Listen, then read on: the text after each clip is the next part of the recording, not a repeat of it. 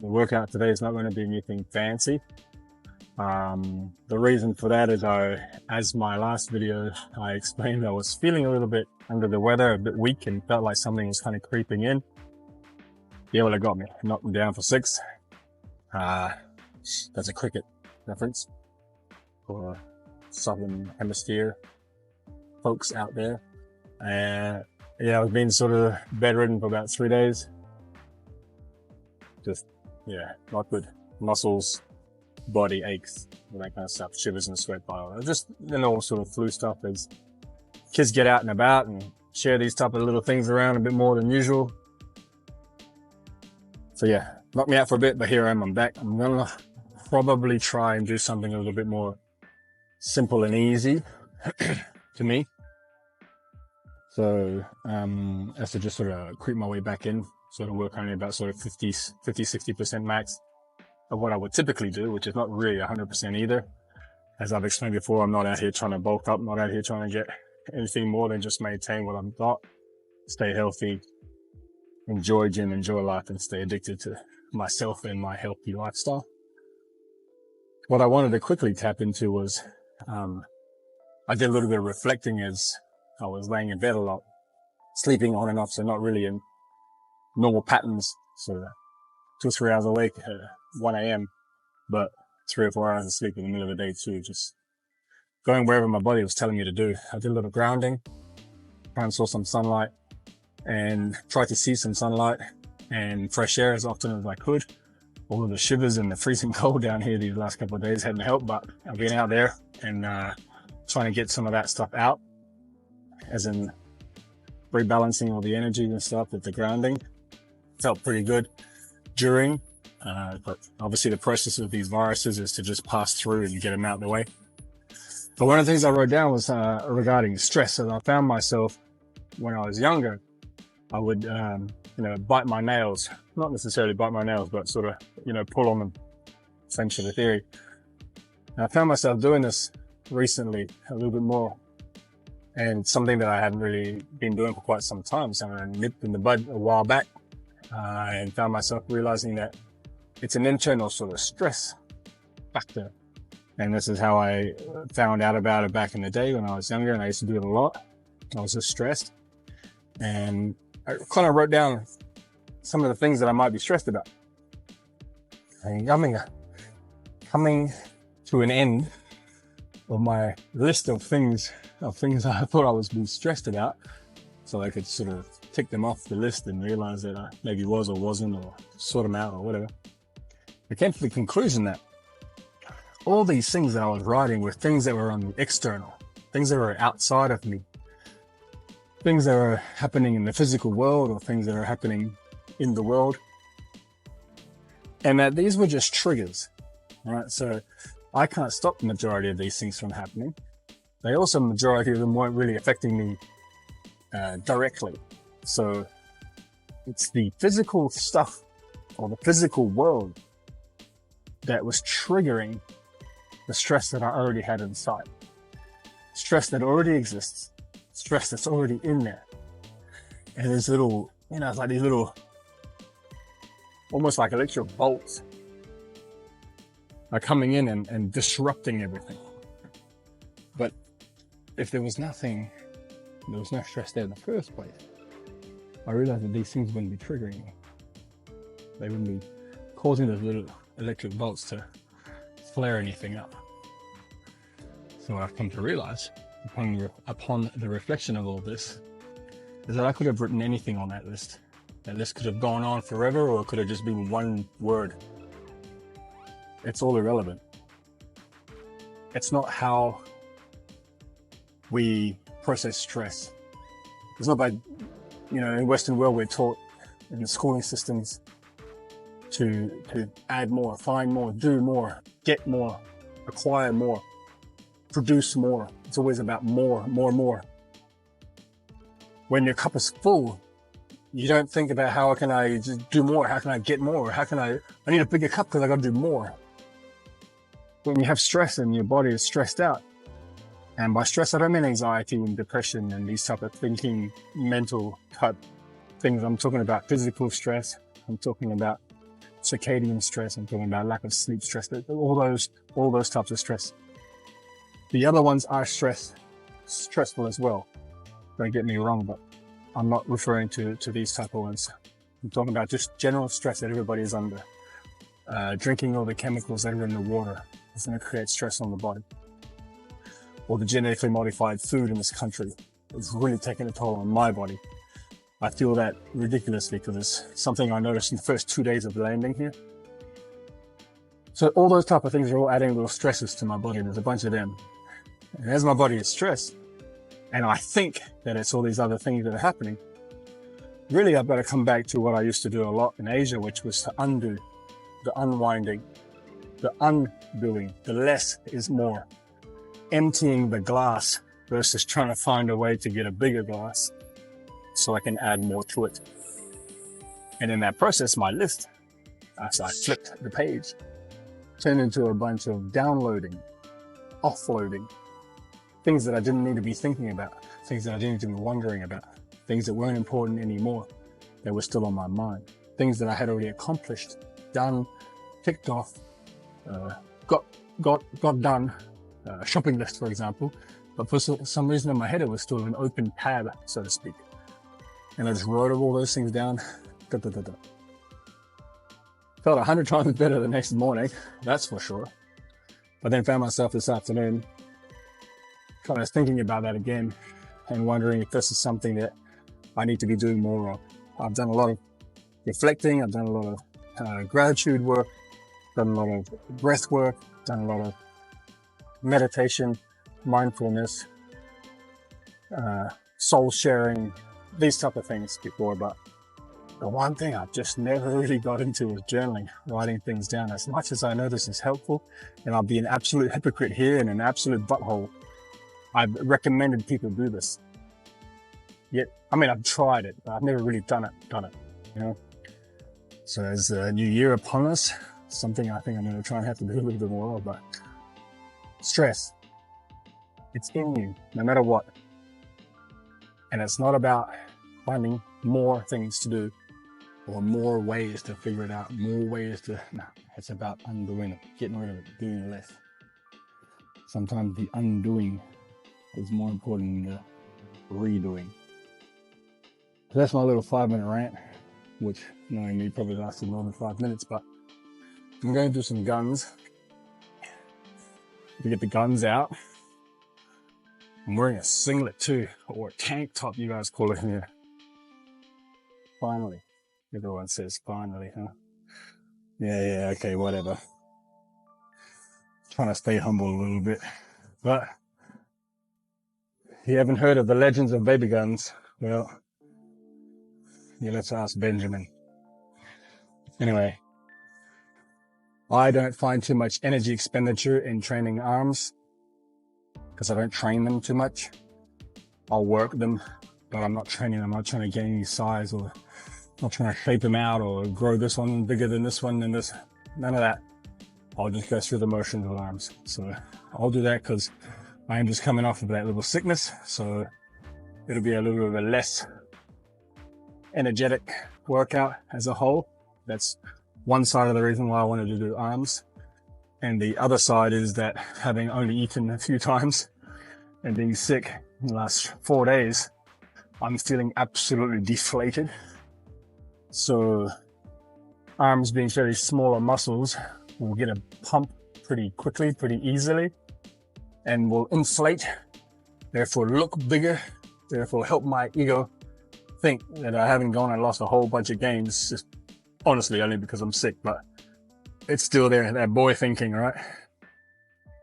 So if I get a bigger pump, easier, quicker, with a still not so heavy workout, then I'll feel a little bit better, so to speak. I don't feel good or bad regardless. I'm just saying, kind of a little fun way to think about it, but I'm enjoying this one. Just some basic, a couple of bicep exercises, a couple of tricep exercises, and a couple of shoulder exercises. Nothing fancy. I'm not so sure there's going to be a lot of absolutely amazing tips and tricks and crazy exercises to do today, but I'll do a couple, and I'm sure come to some sort of benefit to you. because I do try and find things as I'm doing my workouts to not be too boring or not too basic, and something I can teach and pass on. And essentially that's the whole point of this channel and this whole journey of putting training and thoughts and my therapy sessions on YouTube. So enjoy the rest of the workout. I'll see you guys there. So I'm gonna start with triceps. I'm normally pretty decent with triceps.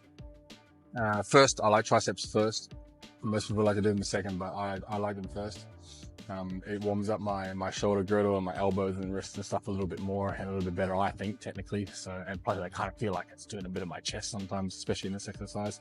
I have talked about how I can make this a bit more of a chest exercise. I won't be trying to concentrate on that today. I'll be just purely thinking about the shoulders and the elbow, the two joints I'm thinking about. Not so much the chest. But there will be working a little bit of chest in there for sure. I'm not trying to get too buff and tough and stuff. I'm not trying to get too tired and stuff today. It's just work through, get through the system, warm up as far as getting my body back into some form of training. So that is about all we're gonna do. So just making sure that I'm nice and smooth through the movement. Got a few shakes going on.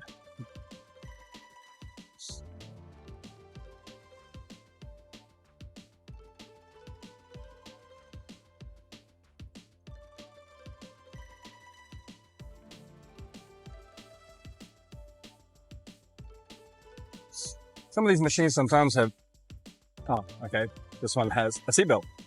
The reason for that is that if you are seatbelted in, when you're going to push the weight, your body's not going to be lifted up, obviously. But what that does is tells you that kinetic energy transfer that you could be using yourself to seatbelt yourself and isn't connected. So think about that when you're doing an exercise and your bum's lifting off. There has to be a way where you can try to connect, not always, but most of the time, there has to be a way where you can stop the body lifting and using that kinetic energy as a way to stabilize and keep a better, stronger base or foundation versus just being attached by the seatbelt and then having the seatbelt pulling down on your groin and stuff and then your hips. You're lifting pretty decently heavy weight and that's all you're doing, then okay. I have used the seatbelt a couple of times myself, but just, yeah, not a big fan. Unless it's absolutely necessary, so try to avoid it. Use your core strength, use your body's ability to transfer energy between and amongst itself before outsourcing it to a couple of seatbelts. All right, get a second set out.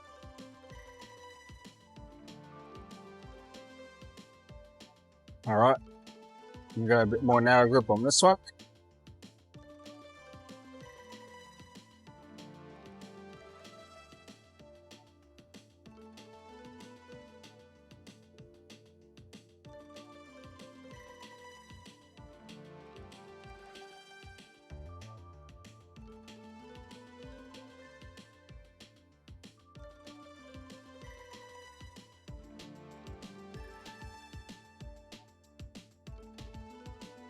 Couple of warm-up sets.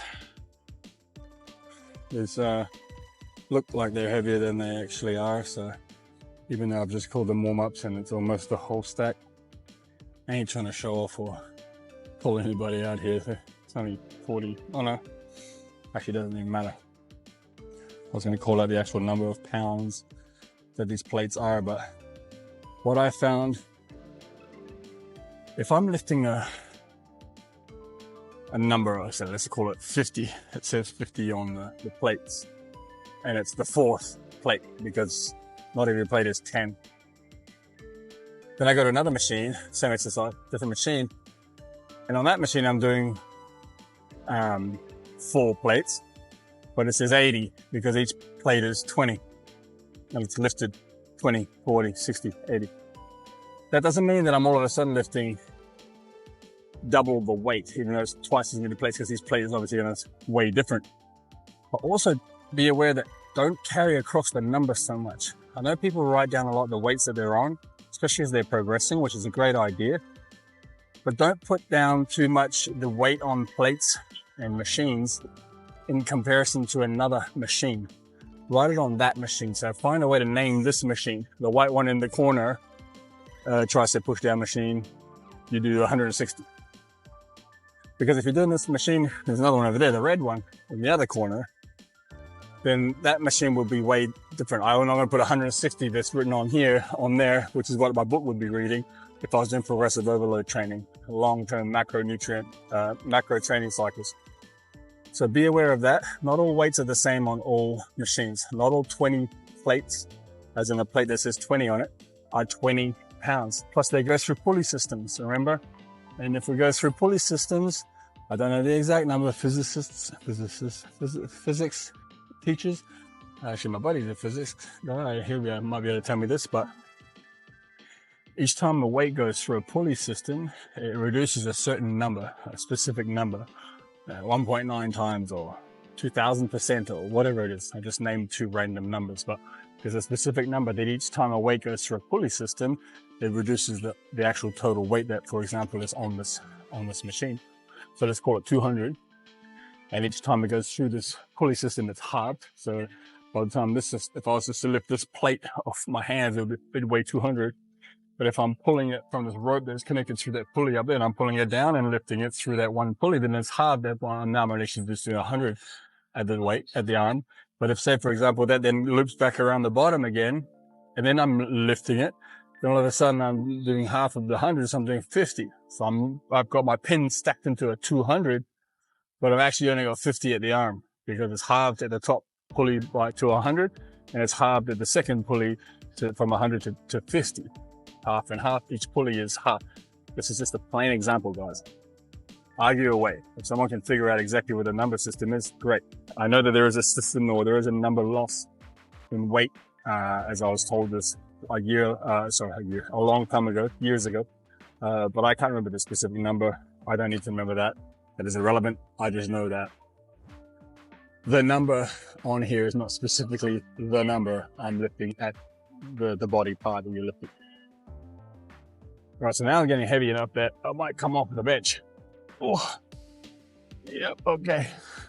So I'm pushing into the bench with my feet. You can't see my feet in the shot, but my feet are like further away. They're extended away. They're not straight down. They're extended away. So I'm pushing back my tailbone into this machine to keep me down. So how can you keep yourself pushing downwards towards the floor? Well, if I push myself back into the seat, it makes it a lot harder for my body to rise up, right? So the weight has me lifting off the seat, but not all the way. Probably almost exactly my weight-ish, so to speak. So if I'm pushing into the back of the seat with my tailbone by gripping my feet into the ground and pushing back, then that's going to stabilize me enough to stay put. Then core has to be on, muscles are on through the legs. And there's that kinetic energy transfer I spoke about a million times before. Oh yeah, there it is. Okay, so I wasn't pushing.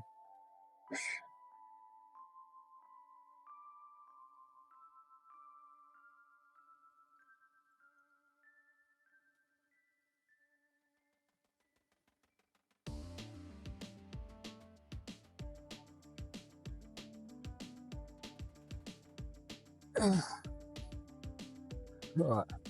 I ended up doing that whole set, slightly lifted off the bench. I could have lifted the bench up a little bit, but whatever. It is what it is. I've done a couple of warm-up sets, one heavy set of triceps. What I will do is go to the tricep extension machine and do tricep extensions from here. So I'll do the 2 tricep exercises back to back, then move to biceps, then move to shoulders. Simple, couple exercises of each. Getting some blood through. But yeah, see you on the tricep.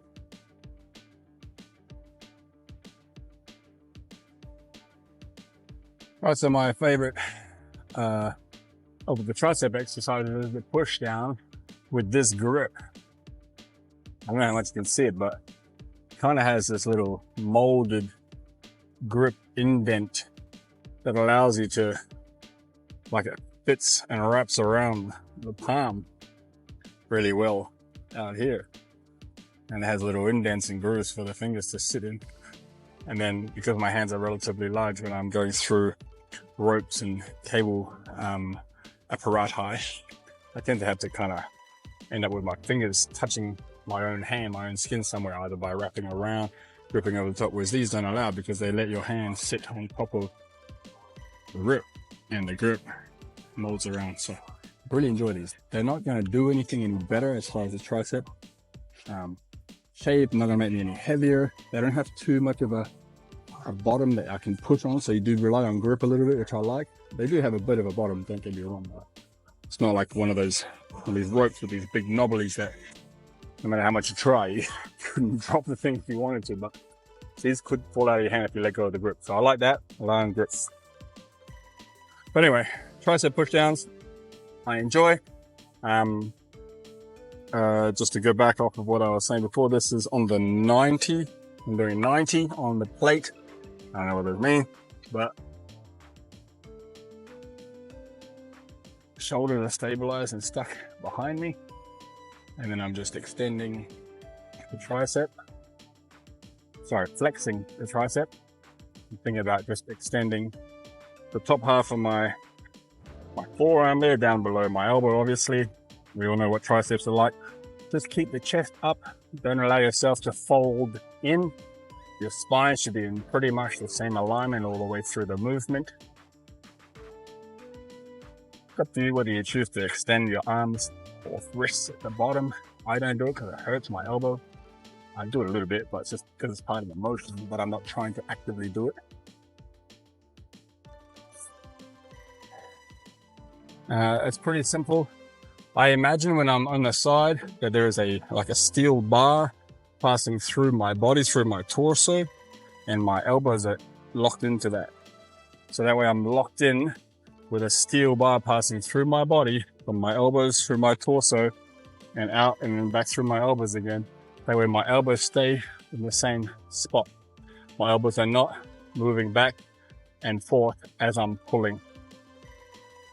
Yeah, in this movement, I'm trying to stand straight up, essentially as straight up can be in this movement. I know, obviously bowing forward a little bit, but what I mean is I'm not in a position like a push down this way, which is another tricep exercise. There's many, but in this one I'm trying to stand more straight up. So I'm trying to imagine that steel bar coming out my body and my elbow being stuck in it, and then unable to move. It has to pivot from that steel bar. Or some people back in days used to put broomsticks behind people's backs and put their elbows there to do that. I just found it be a little too extreme and a little too far, as in far back. So I keep it simple, I keep it here. There's control in the shoulder joint and the shoulder muscles to keep that muscle and that elbow and that whole structure in one tight movement.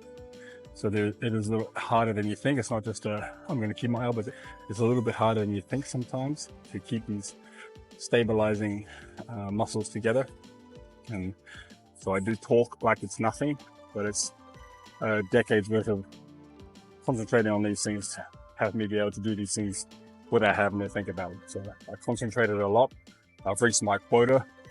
As some of you may have seen on my Instagram, I call myself a master health investor. I'm not a big fan of personal trainer. I mean the title, and that's just my own doing because I have been one for a very, very long time. I'm trying to rather consider myself longevity, overall health spectrum across many things, head, health, and heart. A health investor, and I've called myself a master of it because apparently over 10,000 hours of anything that you do as a practice still makes you a master at it. I've definitely done over 10,000 hours of personal training. So I'm calling myself a master health investor. Okay, so that's 90. It was pretty decent. I did around 12, 13, I think, just from timing wise. I'm not sure, I wasn't counting. I might pop it up to about 120 and try to do one sort of heavier set from there. I don't want to go too crazy on this because I do have a little bit of an elbow sort of twingy thing that I have when I do these pushing things like this, but I do enjoy them. So it's kind of like a 50-50. Mike's in my ear telling me to stop being a pussy and that should be 150, but I'm not going to listen to Mike today because I want to keep my elbow in one piece. I win, Mike. I win. Okay, fuck it. Mike wins a little bit. I'm going to go to 130. I'll meet him halfway. Excuse my language. Whew, okay.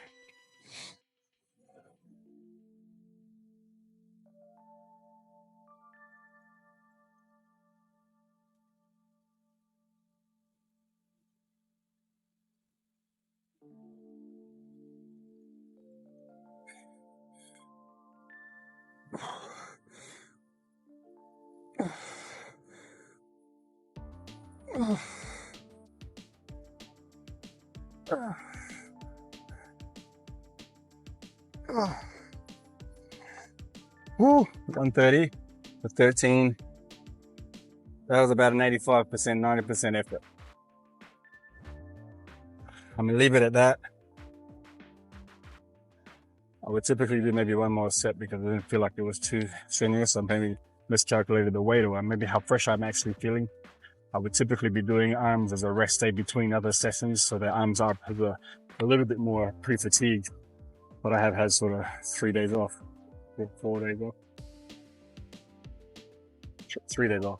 But this is the 4th day evening, so it's almost 4 days off. So yeah, I'm just gonna keep it like that and move on to bicepticals and get the baby guns, the legend of baby guns started. Okay, so finish the bicep curls. With the bicep curls, it's not much I can do. That's other than bicep curls with dumbbells and possibly a easy curl bar, but there aren't any. So I'm gonna do a set of bicep curls with the dumbbells alternating, and a set of easy curl with the preacher bench, which is actually just behind the camera. So I'll flip that around when it's time for that. Keeping it pretty simple. There's not much science behind bicep curling, apart from, in a way, making sure that little elbow movement thing I was talking about with the tricep, imagining that that steel metal bar or whatever going through the torso and keeping the elbows in the same position. There's going to be a little bit more swaying with the elbow, which is, I don't think, okay, but it's part of the movement, so allow that to happen. Just don't let it move through the shoulder. Try to keep your shoulders stable as much as possible. There will be some moving, and that's part of it. That's part of the movement. The joint, the bone inside, they're moving. The muscles are moving, so there's going to be some movement. So don't utilize movement like as a way to generate any force, or a way of cheating or compensating or spotting yourself. I do believe in self-spotting, and there's ways you can self-spot in bicep curls especially. You'll see that when I get to the curl with the easy curl. You won't see it, but I mean, I'll explain it. But you can, in a way, push into the ground and lift. You'll see that I rotate my body a little bit.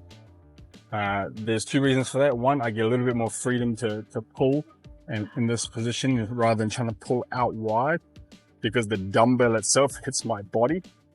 So if I just put myself forward a little bit, I've twisted through here, but my shoulder itself, the joint of the elbow, shoulder, and the back scapula is a joint, technically, the sliding joint, they're not moved. They may have rotated around in space, but they haven't shifted, right? They're still stuck in the same place. It's just my torso that's moved. It's very much like me just twisting my body around. So this is what I'll do. I'll do a bit more of a sway, but I'm not trying to sway to get momentum. In some cases, it does create some momentum. I'm not a moron, but I'm not doing it for it. It happens, fine. That's not what I'm trying to do. But anyway, mumbling again, my bad. Let's get one set of relatively warm-up weight out. Bicep curls again, something I don't do ridiculously a lot of, as you will see.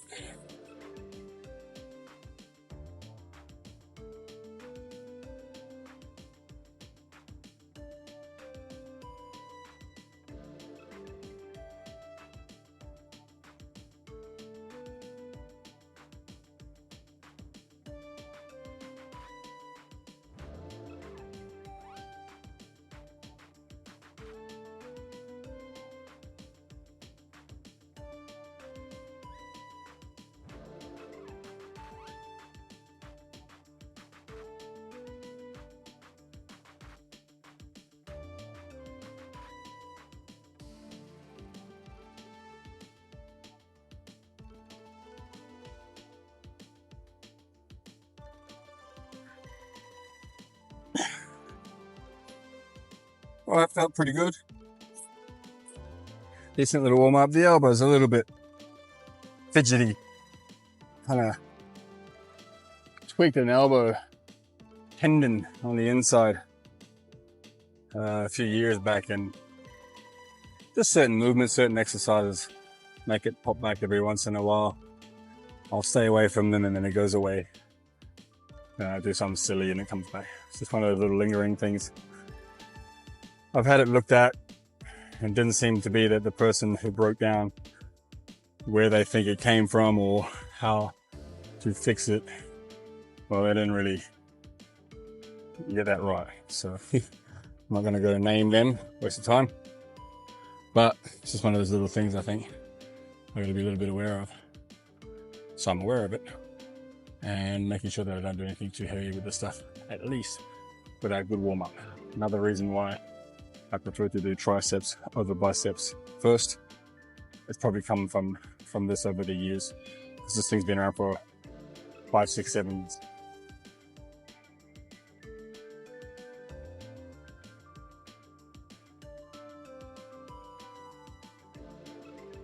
Right, so the last set on this, as I said, just a good sort of warm up work up, warm up, but work up set. Which gets a little bit of blood in, which it has. Feeling the blood in there, it's good, strong. Forearm's feeling pretty strong. I feel like I'm not going to be lacking.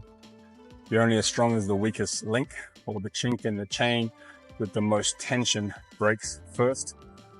So if you have weaker wrists, then your wrists will falter when it comes to the whole connective muscle tissue combination of muscles forcing that bicep or that dumbbell up in the bicep curl. Whatever's lacking is going to be the one that lets go, that you falter. I don't want that to be my wrist. I don't want that to be my elbow. I want it to be in the bicep itself. So stabilizing the shoulder joint as a stable foundation for the force of the bicep to come from as it's connected through to the shoulder. And then the forearm muscle and the wrist muscle, because that's where the weight's being held. I feel like those three are being concentrated on and forced to be quite tight the whole time. So that's what I'm concentrating on. I don't have to think about bicep curling. Done enough, know how that looks like. So I'm just concentrating on keeping the forces of those three joints together as I'm curling. I'm gonna go here, not to try and be He-Man today. And I'm gonna try and go for 10 each arm, which should be fun. Oh, yeah, it'll be fun for everyone except me.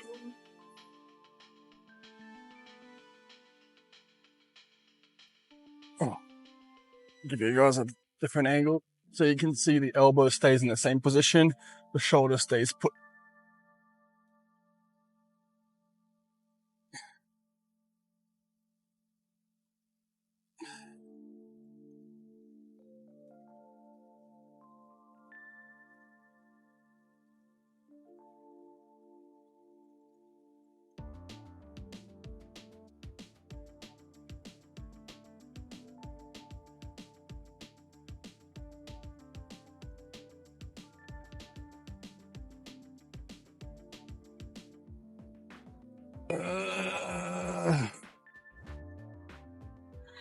The pump is real.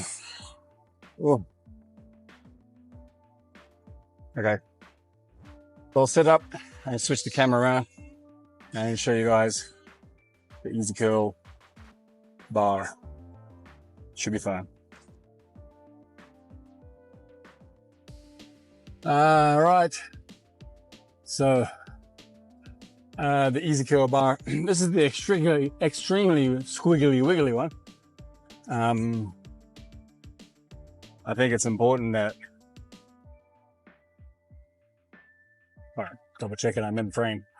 I think it's extremely important that for me, I use the bar that works best for my injuries and my abilities.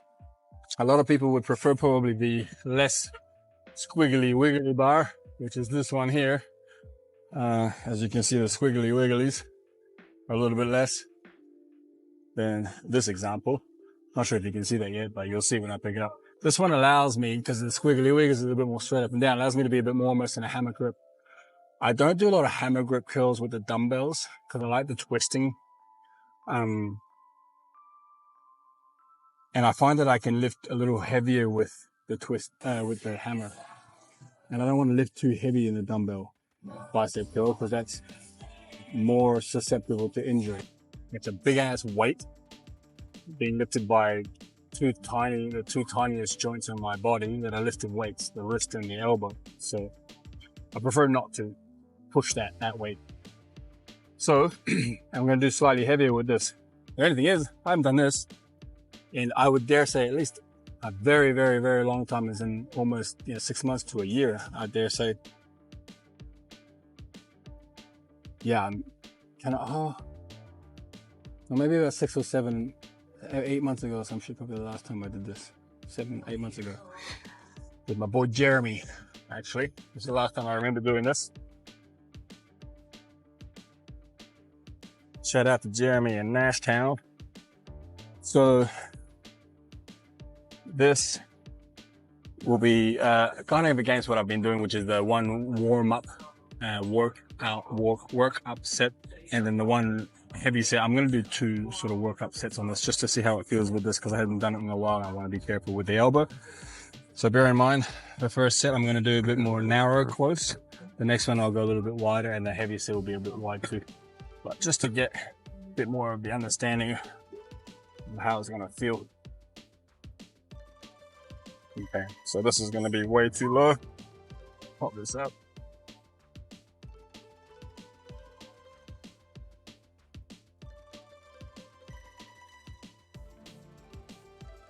Keeping the elbows in the same spot. Kind of keep the shoulders still. There's going to be a bit of movement around with the shoulders that's going to happen. But I'm not trying to swing, push, pull, or do any of that crazy stuff with them.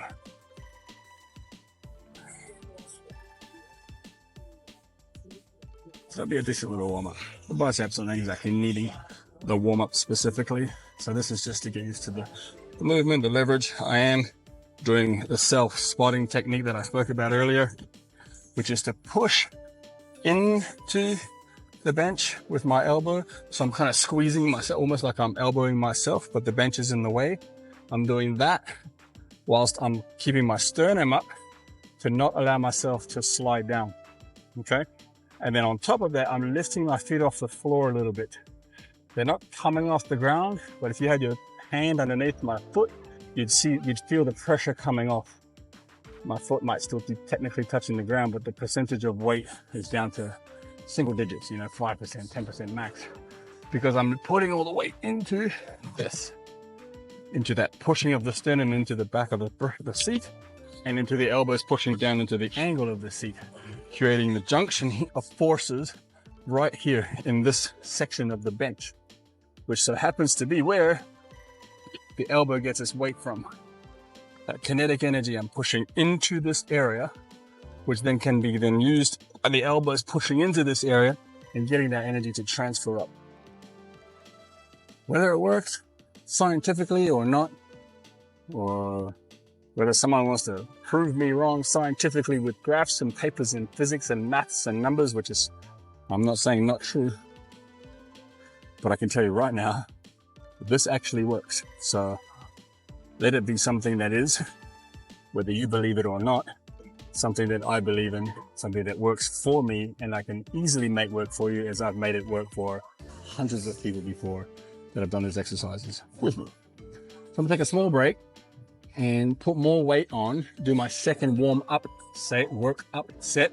I won't record it, a waste of time, I don't want to waste the battery, but I'll come back and see you guys on the heavier set with even more weight again on top. But I'll see you guys in a sec. Did a second work up set, took a pee. So I'm back, and I put on the heavier round, the heavier set weight, which is, if anybody is asking, 10, 20, 30, 40, 50, 60 pounds of weight on the Squiggly Easy Bar. I don't know how much the Squiggly Easy Bar is, but it's probably a good 20 pounds or something. So this will end up being about 80, 85 90 pounds something. I'm not sure. I don't really give a shit either. But yeah, let's see if we can get about 8 to 10 out on this one. The biceps are feeling it. The elbow is kind of, so I don't really want to do too much with it, but I got to finish this out and show you guys what this is about. Whew.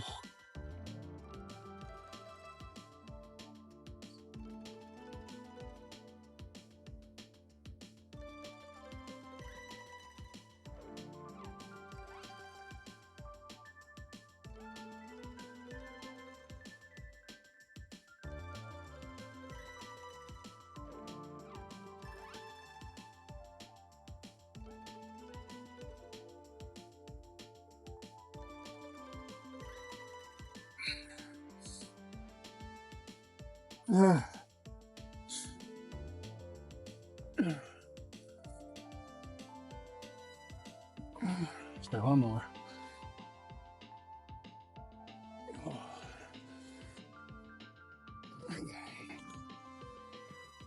So that was not fun. Excuse me, that was not fun. It was awesome. I'm a lot stronger than I remember. Joking.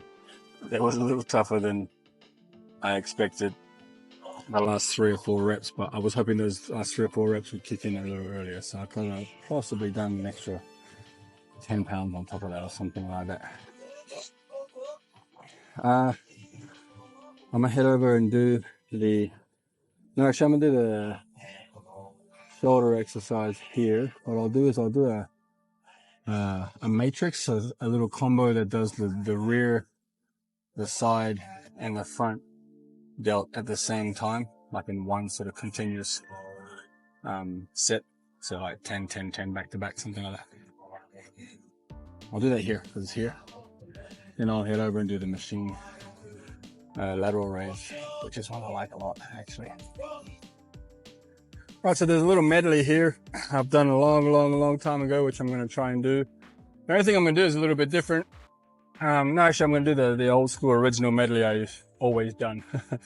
Let me just adjust this so you guys can see a little better. Twist it this way. Okay. And all it is the rear delt, a side delt, and a front delt, back to back to back. Okay, nothing simple, nothing magical.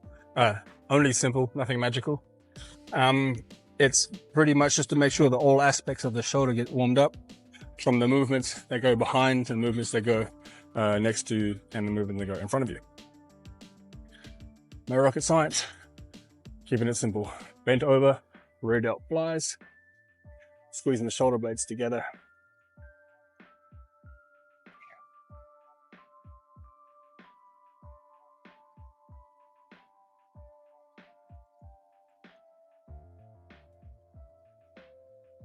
Straight into side lateral.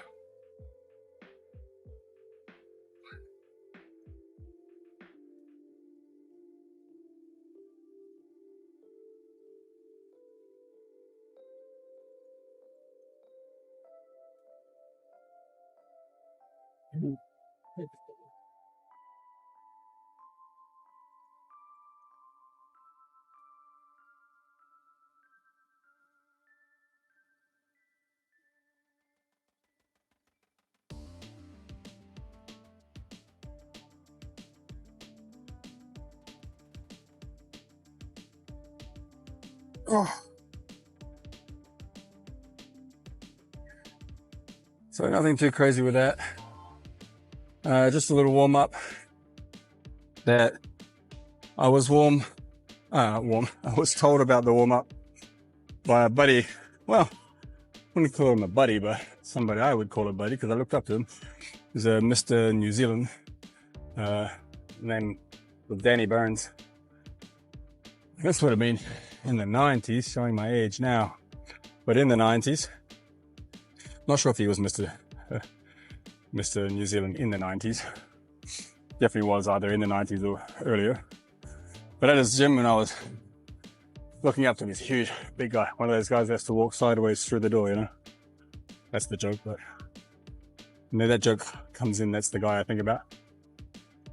He was actually the father of a friend of mine, Tara. So I'd go into the gym with my old man, and he was one of those guys we would walk around, make sure everything was okay. Him and my old man would have a chat. He'd make sure I was doing okay. Form's half decent. He was an impressive dude. Not the tallest, but rather large. And at the end, I'd always beg my father to get a protein shake. Back in the day, the protein shakes were made out of the old milkshake machines with the milk and everything at the counter on their way out. None of this pre-made carton crap. No fridges out there for anyone else to just use and abuse. It was just straight up that. So that was fun. So he taught me this. Simple, old school, 25 years ago. I still use it to this day. The only thing I would do maybe is instead of doing the bent over flies, I would maybe do the bent over open-ended fly, which I do sometimes for a bit more of that rotational squeeze. That would be the only two variations I'll do, but side with a pronated grip and front with a pronated grip. I've been doing those a long time for a big warm-up. I'm going to change out the battery in this. See you guys in about 10 seconds. We'll do a second round just to keep the burn, keep the pump. It's a little heavier than it looks, but it's okay.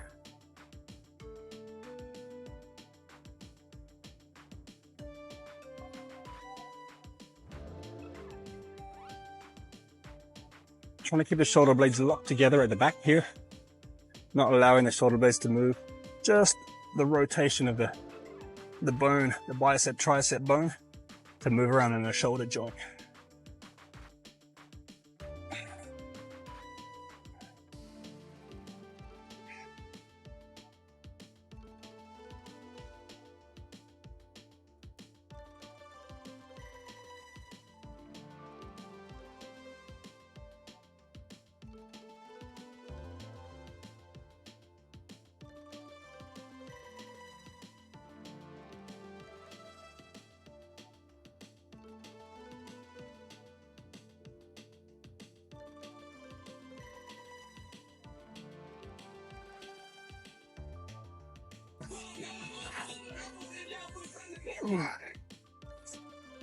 Yeah, that's annoying.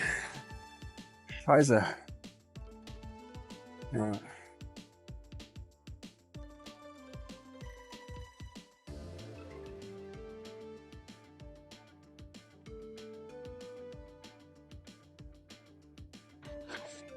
So, when it comes to lifting weights and this kind of stuff, training, anybody can kind of come into the gym and do it, and I appreciate that. I like that, and that's kind of what I'm here to do, is to teach and encourage people that absolutely anybody can do this. We all started unable to walk, we crawl, then we stand, and we walk, then we jog, then we sprint, and we fold, and whatever. It's the same thing in the gym. It's never too late to start. You're never too old to do anything. It might not be recommended nor a good idea, but technically, you're not too old to do it. If you have a moving body, you're able to move your body, okay? I've seen some 90-year-olds in the gym here doing stuff that 25-year-olds can't do. They might not be doing the extreme weight, but they're still doing the movement. There's a bunch of people out there that would see that 90-year-old man shopping at the supermarket and say that guy shouldn't be in the gym, he's too frail and fragile. But that's because they're used to a 90-year-old man being frail and fragile, and he's not. His wife isn't either, and she's older than him, I'm going to be one of those guys, hopefully, touch wood, that everything's going to be okay enough for me to be able to still move. I might not be able to do everything, but I'll be able to do something. All the way up until the last breath. Hopefully, unless, accidents do happen, but I have to live a nice, prosperous life under most of my control, and that should be okay. I'd love to live to be 100, still hit the gym at 100, that'd be dope. Walking in on my 100th birthday, working out in the gym, some badass gym, whatever that's in 50 years or so, it'll be probably in the moon and space, that'd be dope. But anyway, what I'm trying to get to is everybody can work out. Anybody can work out at any time. There's a lot of meatheads that are right about a lot of things. There's a lot of ignorance that are right about other things too. Everybody's right about everything until they're not. And there's no proof in science and in weightlifting that shows things are different or wrong. Well, they are different technically, but I mean, it's like, they're not different. They're different from everybody. The bicep curl effect on me is going to be different to the other 8 billion people on this planet. Doesn't mean I can go recommend bicep curls to everyone, but it does mean that bicep curls are going to be different for everyone, even though they're the same exercise. So when you're coming in here and you're being told by someone that you can do this or you can't do this, you should do this, you shouldn't do that, be your own judge. I'm here to encourage you to hit the gym and start becoming your own master. The master of yourself, your body, exercises you like, exercises you're good at.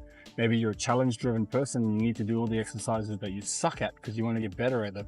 Maybe you're a comfortable person, you only want to do the things you're good at. Well, stick to them. I don't care. Now, in some cases, that might be a little bit of a bad idea where you need some balance. You can't just do these type of exercises without those exercises, otherwise it affects your body, your posture, and then eventually, can lead to some issues. But generally speaking, for the most part, come in and do a well-programmed routine using the exercises that you like. That include some pushing, some pressing, some in front, some behind, some lower body, some upper body, all that kind of stuff. Not just come in here and do bicep curls every day and go home, right? So if you're doing this kind of workouts and you're getting told by people you shouldn't be doing this, don't worry too much about this kind of stuff. I don't worry about this kind of stuff because I know what's best for me. Even if I'm in a room full of professionals that are way more highly educated or went to more schooling or paid for more of their education, or they can recite more paragraphs of books, the people that have written that are not even their own original thoughts, fine, good for you, bro. That's cool. I don't have a problem with that. I tried university. It wasn't for me. I don't remember what I learned like that. That's not me. But I can pick apart stuff and use layman's terms just as good as you can with all your technical jargon. That's just my skill set. That's how I am. I'm here to try and put that into a layman's term type of training session for people that are a bit more like me, that aren't as educated with the fancy words. I've used fancy words, tried to use fancy words when I used to work in the industry with fancy word people. And as much as I was able to sort of stick around and have an idea of what they're talking about, I would always refer back to them with the very most basic terminology. They didn't like it. They wanted me to start using their fancy language, but I didn't go to fancy school for that, right? And in the end, we all learned the same things. And in the end, I related to the customers, I believe, a lot better. That's why they all asked for me. And that's also why they had me in there as the only unqualified, as in university degree qualification employee in the whole place, because I could relate to the people. And I was able to athletically do the things that I was telling people that I would do, like jumping, like basketball training for a professional basketball team, but nobody could dribble a ball, So, okay, one or two could. They would use me because I was able to relate to the basketball players, having a basketball background, but I could also relate to the guys that are talking this technical jargon and be able to explain to the guys who don't understand the technical jargon what that really basically means. And they would all roll their eyes and go, oh, you mean just do this? Yeah. That's just a fancy way of saying you just do that. Or that's the technical, anatomical, biology way of saying that. You can't speak in biology language to a basketball player. Just like the basketball player couldn't speak in basketball terms to the biologist. So it goes both ways. I'm rambling, I know. I'm trying to escape from the shoulder exercise. Someone on it. No, okay, it's free now. So I'm going to head over there, finish up with the last shoulder exercise, lateral raises on the machine.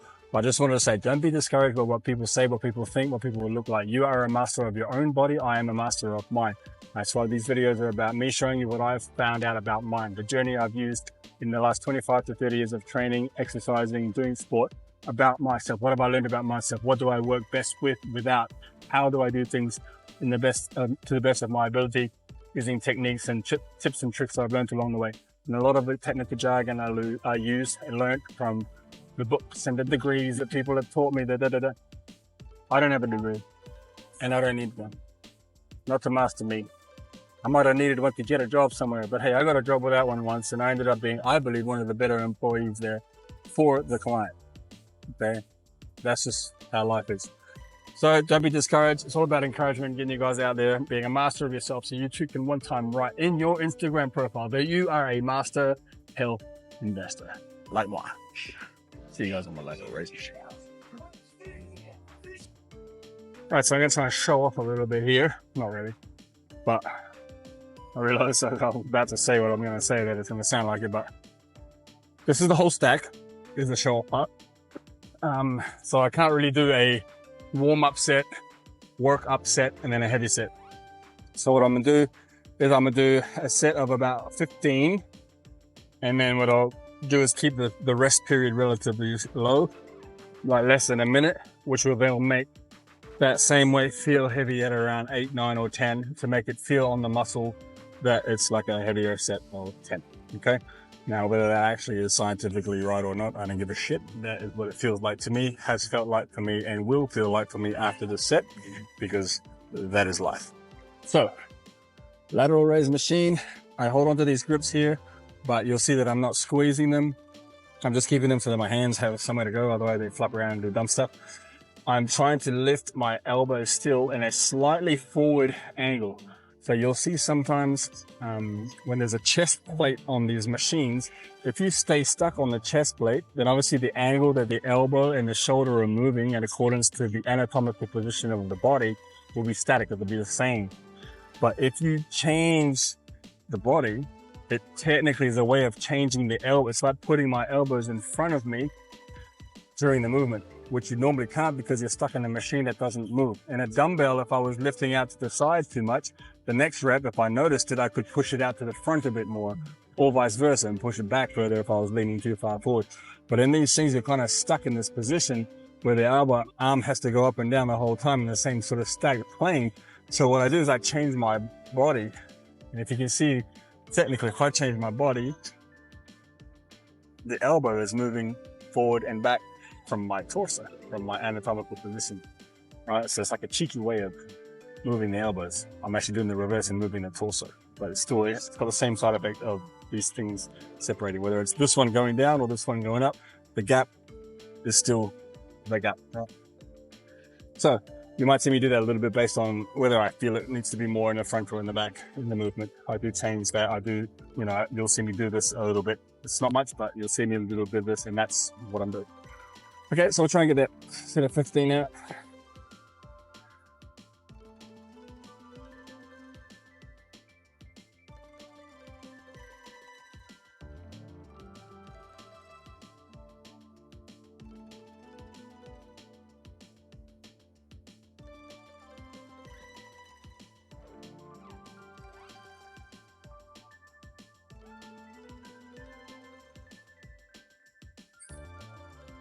Okay, so 15, and that was pretty heavy.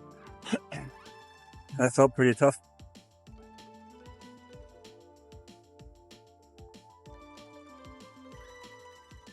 I'm gonna keep this weight, as I said. There's an opportunity to make the weight a little bit lighter if it was too heavy, but I'll keep it as is and rest maybe about 45 seconds-ish. I'm gonna guess this is around 20, 25, so about halfway through the rest there. And then just try and pump out 8 to 10, fairly heavy, and that'll be enough. I'll be back in the gym tomorrow morning. Won't be recording it, but I'll be back in the gym tomorrow morning, possibly putting it on my Instagram, but I'll be doing a little bit more shoulder pressing type movements then. So this for me, a couple of sets of this with a couple of sets of the Matrix, Mr. Burns' Matrix shoulder exercise priors, complete enough to get myself back into the groove.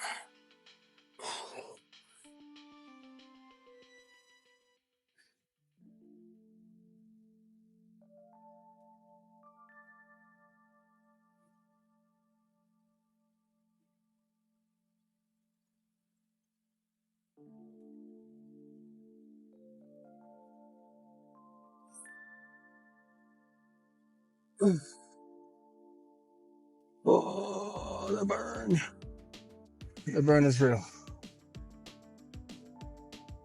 All right, so session complete, back in the gym after 3.5 days off. And yeah, just a bit of an arm session, get some blood going to the shoulders, the elbows, the wrists, the upper body a little bit without getting anything too heavy.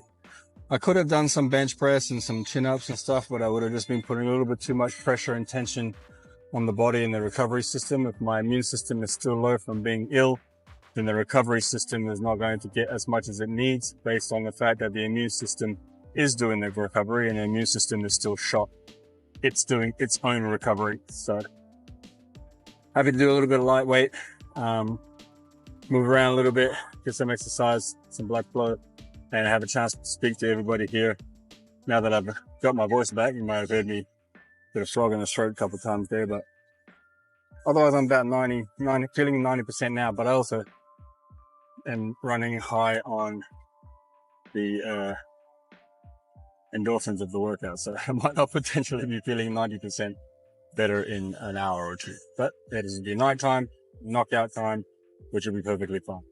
So I'll see you guys on the next video. I appreciate you guys being here with me again and listening to me mumble and bumble my way through this. I am trying to note things from each video and improve on those within the next video or two. So some of them are the way that I speak. Some of them are the way that I address and how I look into the camera or not and say the word chewing gum. Big mistake. Thought I cured that, but that'll be the last time I'll have chewing gum on a video for sure. And yeah, I appreciate you guys. Like, subscribe, ask comments, questions. You can always reach out to me. I do so program online. There are 2 or 3 different variations. You can just reach out to me on Instagram and DM. The Instagram name is the same as this channel, and I'll answer the DMs there. I answer all the DMs myself, and I'm happy to answer questions. It's not a sales pitch. I don't want people who are just looking around. I want people who are interested and started to change their lives. That's more of an organic community versus just let's see how many I can get for numbers. I don't care about numbers. I just want to genuinely help pass on the torch and let generation of families not go down the hole that it looks like they're doing with this society's plan. Let's just try maybe one person at a time to try and keep some faith that there is going to be something that's going to stop this mess. And I think staying at least physically and mentally healthy can be one of those steps. And that is my calling, I believe, and my purpose and passion right now. My vision is to help that.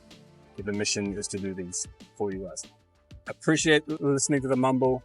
I do go on a long time. I'm out. Peace.